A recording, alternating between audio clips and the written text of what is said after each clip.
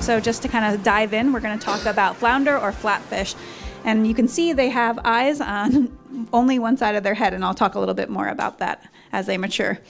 So flounders, or aka flatfish, they have a variety of different names. So you may see them at your local fish market as just listed as flounder or sole. I highly recommend that when you go to a local seafood market, you actually ask what type of flounder it is. A running joke in my family is that they always have on the seafood market lemon sole. And so my mom thought that meant it was lemon flavored flounder. And I said, no. So, you know, some people don't know. So yellowtail flounder is called rusty dab. Winter flounder can be called blackback, lemon sole, or George's Bank flounder. Summer flounder are also known as fluke. American plaice is dab. Witch flounder is gray sole, and window pane flounder can be called sand dab or sand flounder, and I'll go into a little bit more of that. And so tonight's seafood sample, again, will be with Chef Ben Porter from Viera on Maine. And we're going to be having a panko almond flounder with herb mayo. I'm very excited. So on your seats, you'll have a copy of the recipe, and I just wanted the chef to kind of briefly talk about how you prepare this dish and any important tips. I think when working with flounder, it's important to, you can dry it out real easy. It doesn't have a lot of fat and it's real thin. So usually at the restaurant when I'm cooking flounder, I'll actually roll it up and I'll add some sort of crispy topping so you can get some texture on it. I find if I try to saute it or try to get some texture to it by itself, it just kind of falls apart on me. So this recipe, you'll see it when you taste it. It'll stay moist in the middle because there's actually multiple layers of flounder. And then we use the herb mayo, adds a little fat to it, and then the panko topping adds texture. And so just to kind of thinking about when you're at a seafood market about buying, you know, how do you know what's fresh? How do you recommend storing it in your fridge? Just kind of any kind of tips for defrosting if it's in the freezer? It's like any other whitefish, you know, you want to look for the color, if any of the bloodline, or it doesn't have much of a bloodline, but if there's any red in it, it's more fresh than even if it starts to turn brown on the edges, and also just to make sure it's a nice opaque and it doesn't get, or not opaque, sorry, translucent, and it doesn't get too opaque, meaning it's old or frozen. Yeah, because it's such a delicate fish, if you're going to put it on the grill, you want to have it on aluminum foil, or however you're going to cook it. Because it is so delicate, you're not going to want to move it around too much. That's why I prefer baking it. That way you can just pick it up with the spatula. If you try to saute it in a pan, it'll work.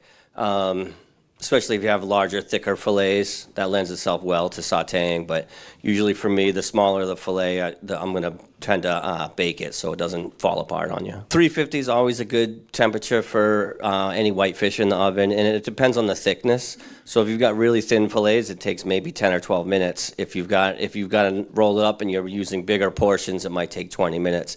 It all depends on the thickness of the fillets. So we have, I believe this is yellowtail flounder. It came in super fresh. It looks awesome, so I'm excited to try it as well.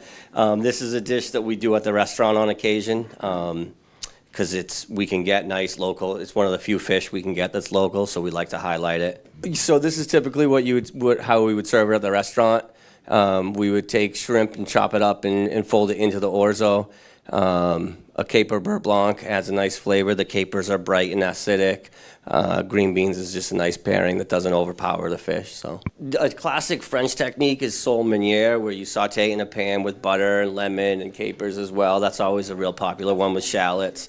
That's something that we've done over the years that I've always really enjoyed. And so I know many of you all said that you eat flounder, but nutritiously it's a really good source of lean protein, provides B12 vitamin D, selenium, iodide, and omega-3 fatty acids. And so now I'd like to welcome up Captain Bill Amaro and Captain Jason Amaro. Come on up.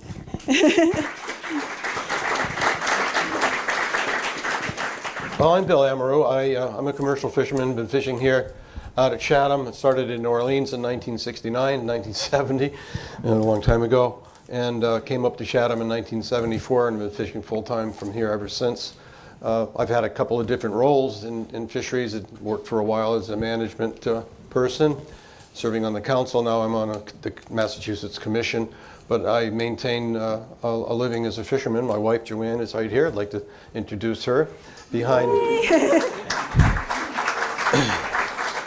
Behind almost every commercial fisherman, you'll find a strong woman who makes sure that he gets out of bed in the morning and has something to eat while he's out on the water and provides clean clothes. Anyway, so we've been fishing on the Joanna. I've had 4 different iterations of the fishing vessel Joanna. The latest one is the one that Jason now owns. He's been my crew for the last 15 or 20 years. And starting about 5 or 6 years ago, Jason took over ownership of the boat, and he operates it now as a trawler and as a scalloper. And historically, the fishery that we pursued was done starting out with hooks and lines, which everybody did in Chatham in the earlier days, in the 40s, 50s, 60s, and into the 70s. Then we started using nets. And eventually I broke away from using fixed gear gill nets to using a mobile gear net, a trawl. And I found that to be a little bit more opportunistic. We could move to different places and fish in the same trip, unlike what you do when you set a gill net on the bottom. You're more or less anchored to that location for the trip.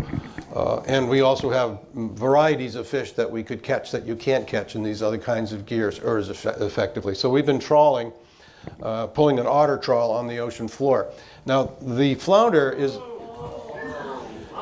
yeah, there's a couple of good flounders, aren't there? Okay, now we were talking about the names earlier, and that's just a very, very small snapshot of the kinds of fish. There are over 600 species of flounder, and the order of flounders is, now this is going to be on the test at the end, so pay attention. Pleuronectiforms, okay? And the nice thing about these animals is they live in so many different varieties of environments. The fish on the left, that's my son Jason. We're out at sea here, east of the Cape, between here and George's Bank, and that's a pretty decent halibut. Probably, what do you think, 50, 60 pounder? Yeah, 50 pounder. Yeah, it was 50 pounder. We're allowed one a trip. Has to be over 41 inches. They used to be very prolific, and their population is responding to conservation measures. We're seeing more of them, but we're still only allowed one. It's going to be 41 inches long. So there's an ocean full of smaller ones. Now the fish on the right, that's my grandson, Christian. That's Jason's older boy. He's the 3rd generation of this group fishing, and they're in Nantucket Sound on the right-hand side, and that is a summer flounder. Happens to be a particularly big one. In fact, it was only 2 pounds off the state record. Yeah, that's a really, really nice fluke, summer flounder.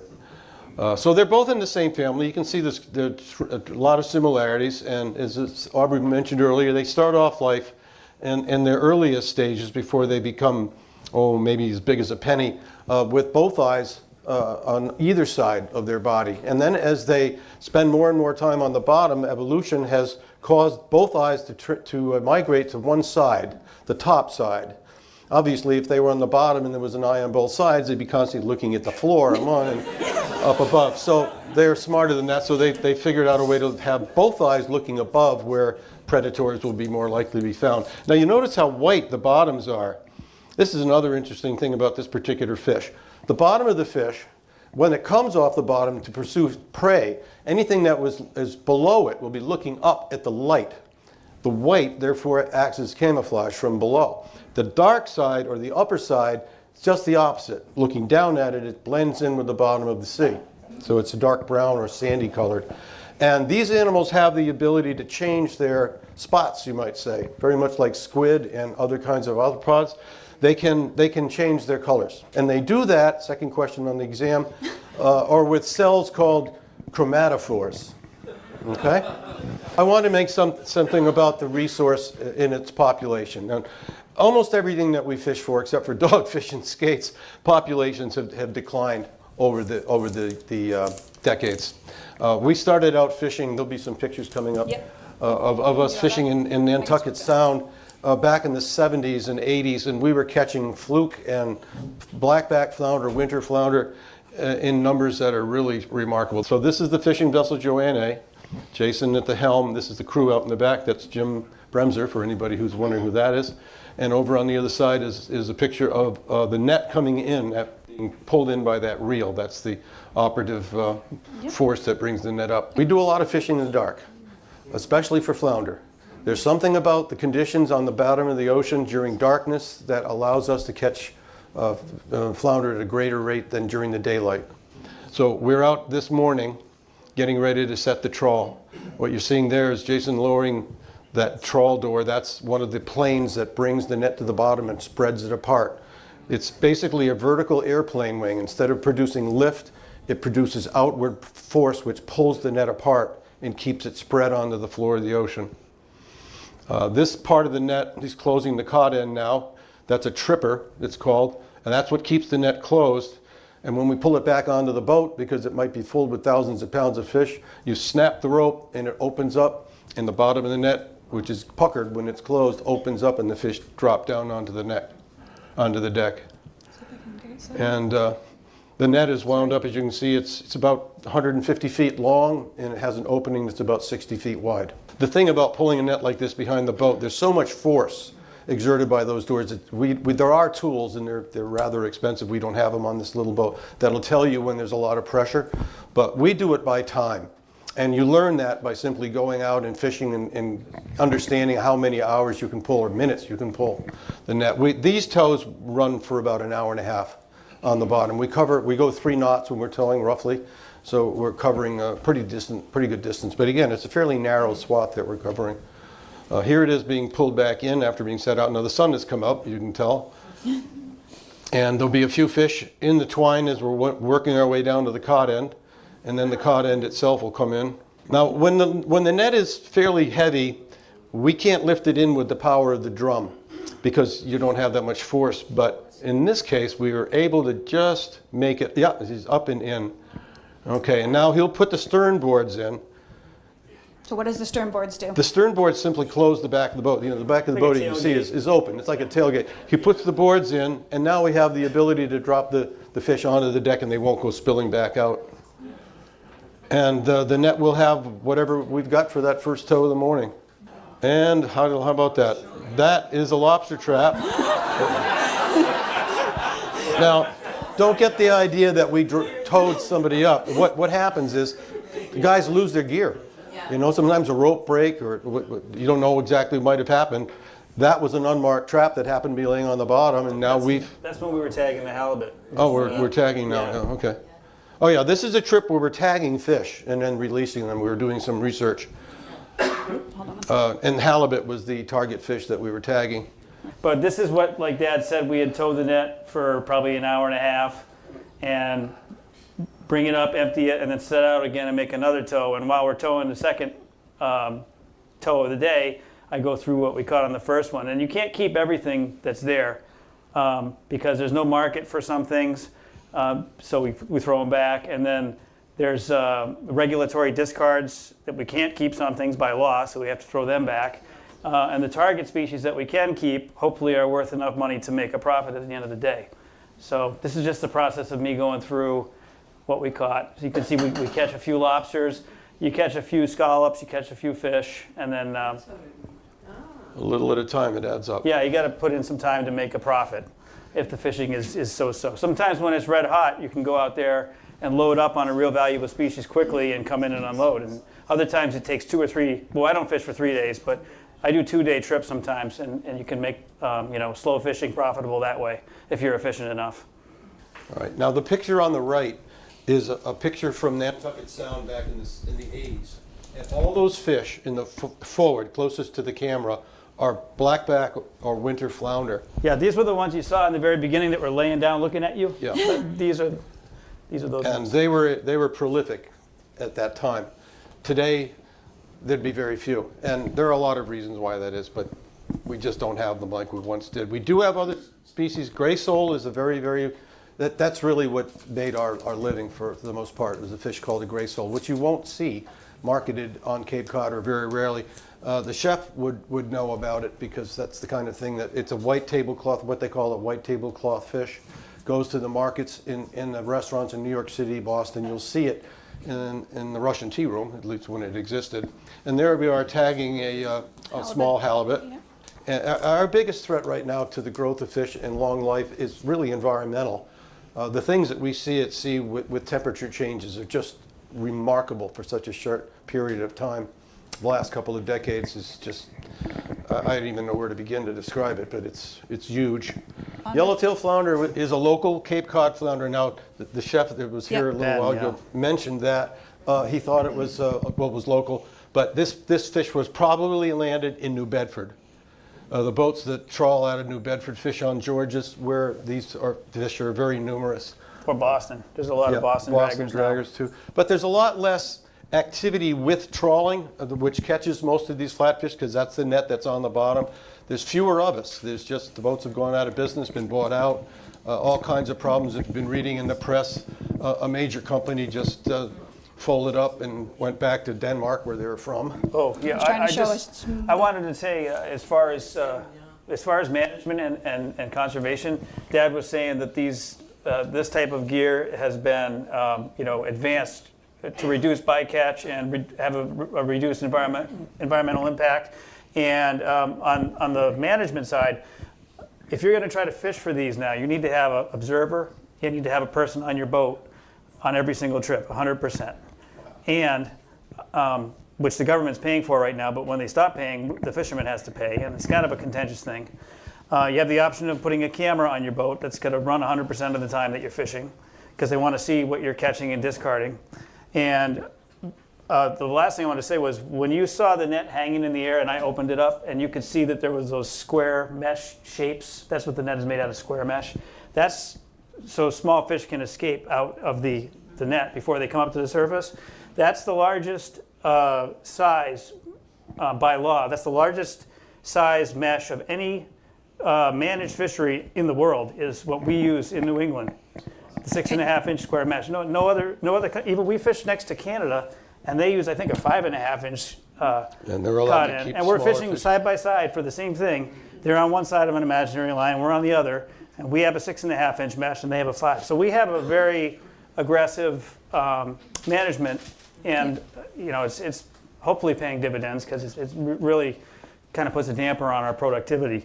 But that's Say something about. Can you the talk prices. about the difference between square and diamond mesh? I just think that's always kind of fun for flounder. You can tell them about the prices, how they have gone up. Everybody see this flounder here? Barely, but because those Chromatophores? yeah, they change color, so it blends in with the bottom. Now, if this was gravel and had dark pieces of stone, these would be darker.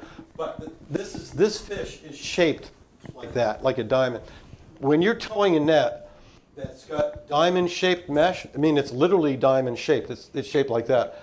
A diamond-shaped mesh will allow a flatfish out easier because it fits between the extended diamonds.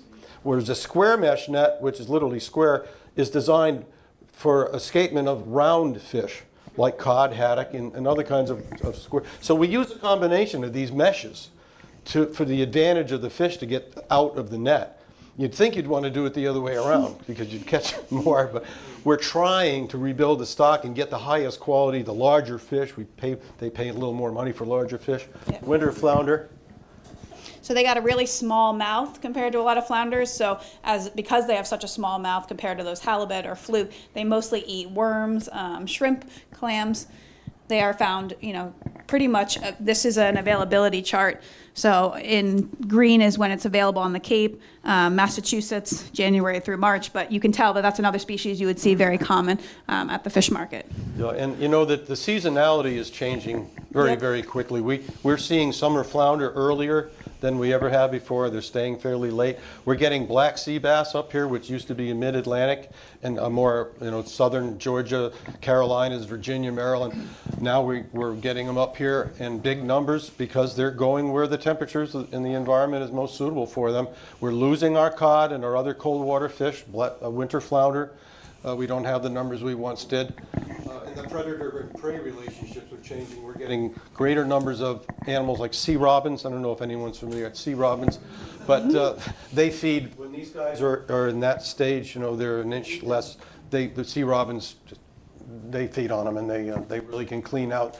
Sea robins are going enormously dense schools, and they just cover the bottom, and it's vacuum cleaner time. They just clean them right out. Do you target at certain times a year, like you're going for yellowtail or dabs, or is it just kind of whatever flounder? There's definite seasonalities to them, yeah. Yep. We used to start fishing for yellowtail in October, and we fish right through the winter, right on the backside of Nauset Beach. a half a mile out to as far out as we would find them. So it was the winter fishery, because in the winter, when the wind is blowing hard from the west, northwest, we can get up close to the beach, and we can still be in relatively calm conditions for fishing. This is the witch flounder. So witch flounder this is the fish that we made our livelihoods on for the most part in the last couple of decades. What does it look like when you flip it over? That's a gray bottom, so it's called gray sole. And they're in a very specific bottom habitat. They're on a kind of a silty, muddy bottom in deep water, although they do come into shoal water. Maybe 180 feet is shallow for us, where they spawn and lay their eggs, and then they go back into the deeper water, 600 feet, 700 feet. They have no problem with that. That's where they live. And then this is the summer flounder, so that was that picture on the right when you were looking at those two big flounders that they were holding up. Well, the interesting thing about this character is the direction of his jaw. Most flounders' jaws go to the right, looking down at them. The fluke's jaw goes down into the left. And also notice it's a left-eyed flounder, not the right-eyed, like from And the other pictures. The eye So this follows was- the same pattern. These are the only flounder that is kind of showcased tonight that has teeth. Except I think the halibut has teeth. Yeah, but, right. But the other 3 or 4 species, they don't. If they have teeth, they're minuscule. No, I mentioned earlier that everything was hooks until we started using the net that we drag. One of the reasons that we didn't need to use anything but hooks, because we caught cod and haddock in huge numbers in the earlier years. Notice the size of this. Well, this is a fluke, so it does have a pretty good sized mouth. You catch it on a hook. But the blackbacks, the gray sole, their mouth is no bigger than the pinky nail on your finger. Tiny, yep. Try to find a hook that'll, Yep. and get the bait small enough. So as a result, we use the net, and it works very effectively to catch them. And then window pane. Have you seen? You guys have seen some of the nature shows when you see a grouper when it opens its mouth and it sucks stuff in. When its mouth opens up, it's it's as big as almost as big as the diameter of his body. But that's not the case with these flounders. And this fish, we're not even allowed to possess it anymore. We can't even have one on the boat because they hit one of those declines. No one understood really why that particular species just seemed to disappear, but it did. And they're now recovering. We're starting to see them again. But there's a name for them, and it fits. They're very, very thin. They're delicious to eat, but you got to have a really, really good knack for filleting fish to get much meat out of these guys. Yep. Or fillet 20 of them to make one meal. So is there a difference between taste of different types of flounder? Yeah, just from personal experience, and if you've had the different species, you can probably taste it too if the fish is fresh. I think if it's not fresh, you might lose that ability to differentiate. But the yellowtail has a flavor that's no other fish has that, and the same. I taste that also with haddock, cod, same thing. If it's fresh, you get to, and you eat it enough, you get to identify each flavor. At least that's the case from my house.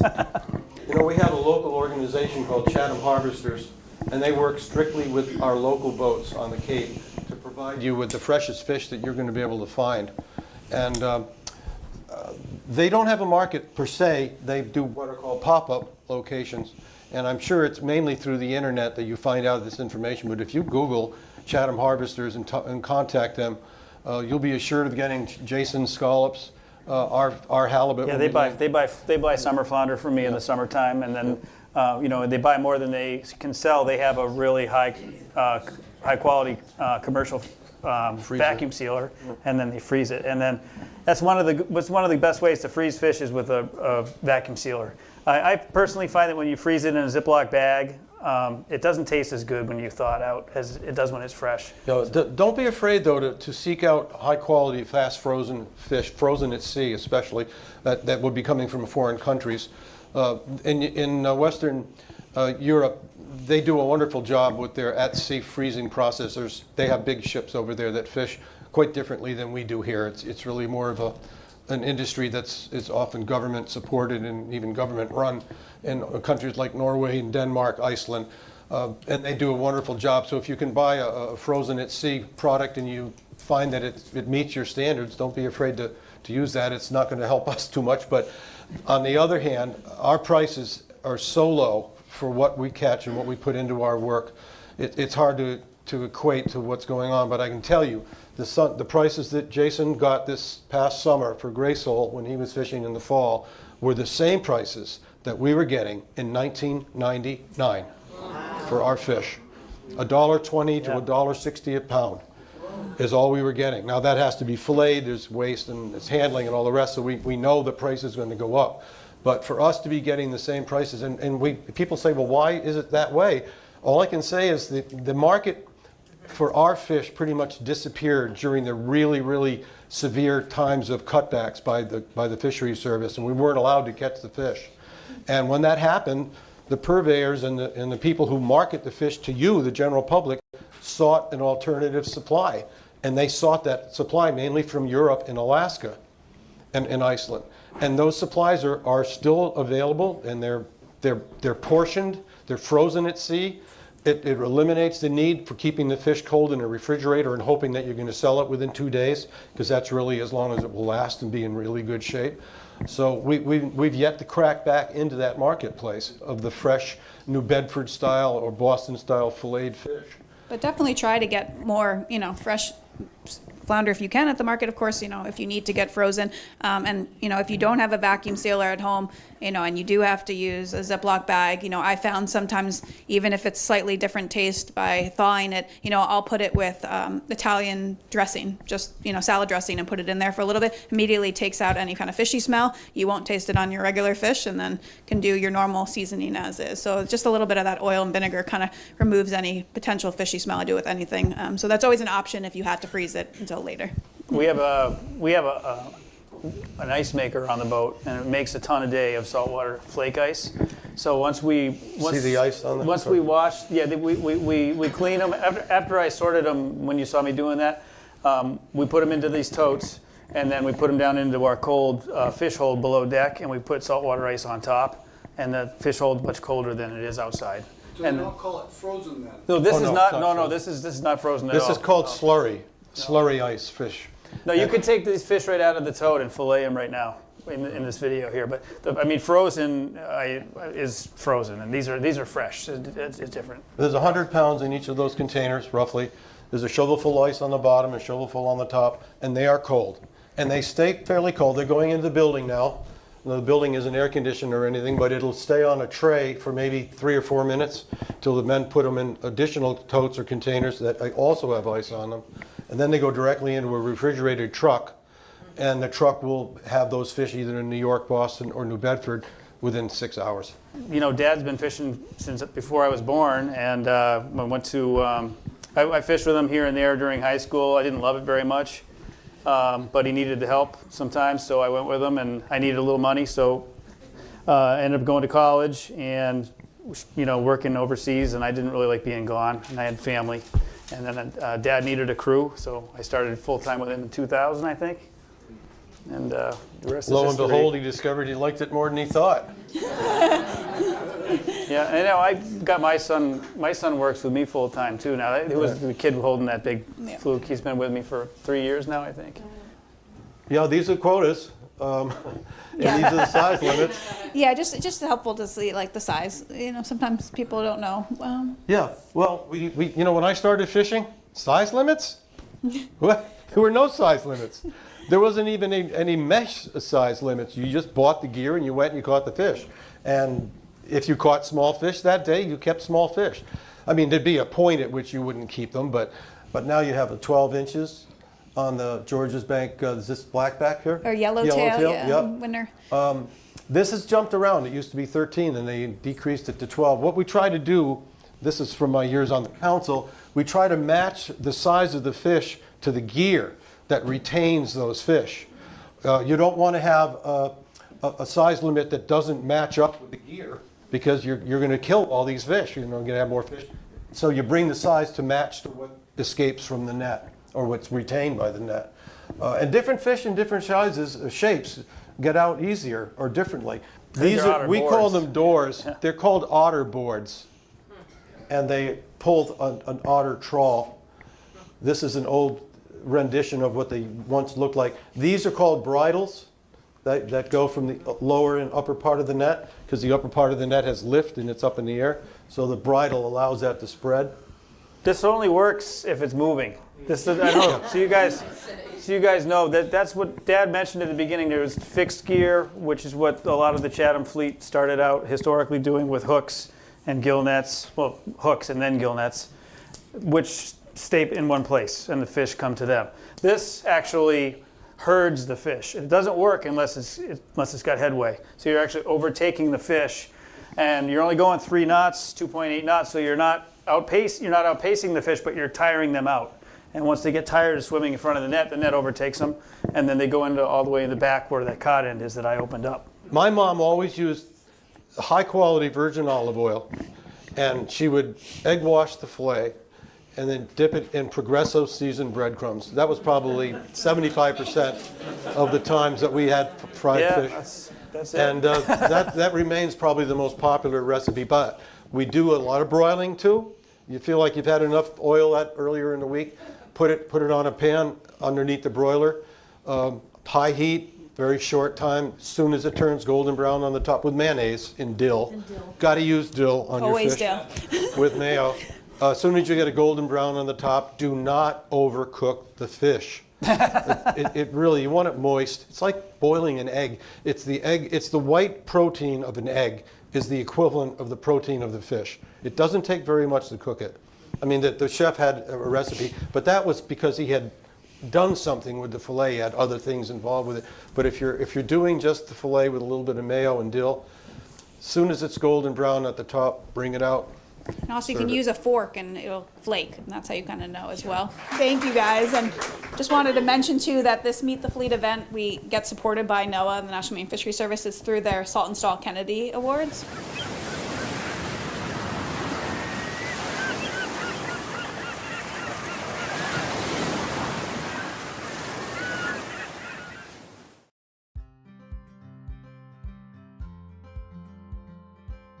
The Brazilian Research Center is a 501c3 organization, non-profit organization that provides service for the low-income and immigrants on Cape Cod and the island. I created the program back in 2017, and then we moved to a physical location in November of 2021. We have